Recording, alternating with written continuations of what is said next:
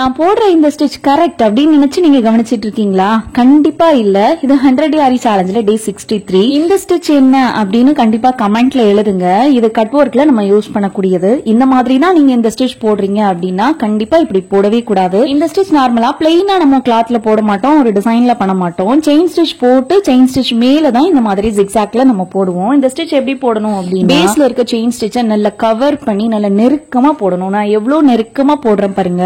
இந்த மாதிரி நெருக்கமா போடும்போது மட்டும்தான் நம்மளால கட் ஒர்க் ஈஸியா பண்ண முடியும். நிறைய பிகினர் ஸ்பீடா லேர்ன் பண்ணணும் அப்படிங்கிற காரணத்தினால நான் ஃபர்ஸ்ட்ல போட்டேன் பாத்தீங்களா, ரொம்ப கலக்கமா போடுவாங்க. இந்த மாதிரி போட்டீங்க அப்படின்னா இது டோட்டல் ராங் பினிஷிங்கே இருக்காது. வீட்ல இருந்தே ஆரி எம்ப்ராய்டரி கத்துக்கணும்னு நினைக்கிறீங்க அப்படின்னா 999க்கு மட்டுமே ஆரி எம்ப்ராய்டரி கோர்ஸ் சொல்லி கொடுத்துட்டு இருக்கோம். ஸ்கிரீன்ல பாக்குற நம்பருக்கு வாட்ஸ்அப் பண்ணுங்க. இது என்ன ஸ்டிச் அப்படின்னு நான் வீடியோலயே உங்களுக்கு டிப் கொடுத்துட்டேன்.